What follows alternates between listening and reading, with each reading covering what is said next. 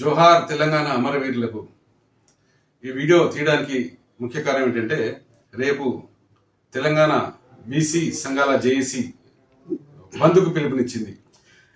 అంటే తెలంగాణ ఉద్యమం తర్వాత, తెలంగాణ సాధించుకున్న తర్వాత అతిపెద్ద ఉద్యమం రేపటి బంద్ కాబోతుంది.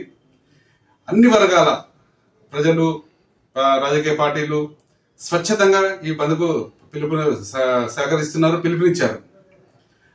బీసీ రిజర్వేషన్ల కోసం స్థానిక సంస్థలు, అలాగే బీసీ రిజర్వేషన్లు, వాటి యొక్క ప్రాముఖ్యత గురించి అందరూ కూడా పోరాటం చేస్తున్నారు.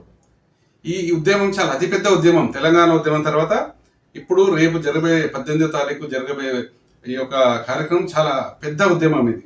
ఈ బంద్కు అందరూ పిలుపునిచ్చారు కాబట్టి ఒక రిక్వెస్ట్ చేస్తుంది ప్రజా సంకల్పం. ఎందుకంటే ఎమర్జెన్సీ వాటికి మీరు ఇబ్బంది చేయకండి.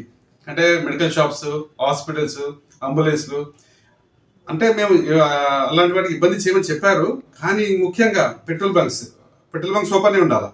ఎందుకంటే ఎవరికైనా ఎమర్జెన్సీ ఉంటుంది, అర్జెంట్లో వెళ్ళే వాళ్ళు ఉంటారు. కాబట్టి ఆ పెట్రోల్ బంక్స్ ఓపెన్ ఉండాలా, మెడికల్ షాప్స్ ఓపెన్ ఉండాలా. వాహనదారులు వెళ్ళే వాళ్ళు కూడా చూపిస్తే చెప్తారు, వాళ్ళని మనం ఇబ్బంది పెట్టద్దు. ఎమర్జెన్సీ హాస్పిటల్కి వెళ్ళే వాళ్ళు ఉంటారు. ఎందుకంటే మనం చూస్తున్నాం ప్రతి నిత్యం ఎంతమంది ఆరోగ్యపరంగా ఎన్నో ఇబ్బందులు. డైలీ వెళ్ళి మెడికల్ టెస్ట్ చేసుకునే వాళ్ళు ఉంటారు, ఏదో కొన్ని రిపోర్ట్స్ ఉంటాయి, వెళ్ళే వాళ్ళు ఉంటారు. అత్యవసర పరిస్థితి వెళ్ళే వారిని మాత్రం డిస్టర్బ్ చేయొద్దని ప్రజా సంకల్పం విజ్ఞప్తి చేస్తుంది.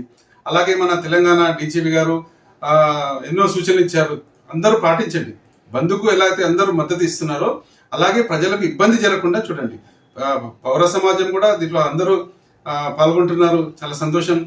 ముఖ్యంగా తెలియజేసేది అత్యవసర వాళ్ళకి ఎవరైతే ఉన్నాయో వెహికల్స్, వాటిని ఇబ్బంది పెట్టకండి. వారికి ఎలాంటి ఇబ్బందులు గురి చేయకండి. మీరు ధర్నాలు చేసిన రోడ్డు మధ్యలో చేయకండి, సైడ్ చేసుకోండి. ఎందుకంటే వాహనాలకు ఇబ్బంది అవుతుంది, అంబులెన్స్లకు ఇబ్బంది అవుతుంది.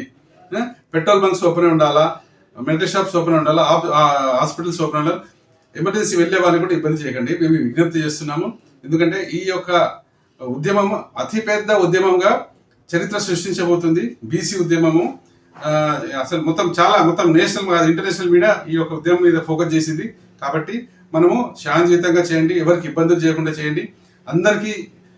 అందరూ సహకారం చేస్తున్నారు కాబట్టి ఎవరు కూడా ప్రజలకు ఇబ్బంది జరగకుండా ఈ యొక్క ఉద్యమం రేపటి బంద్ నిర్వహించాలని ప్రజా సంకల్పం విజ్ఞప్తి చేస్తుంది. బాపట్ల కృష్ణమన్, ప్రజా సంకల్పం.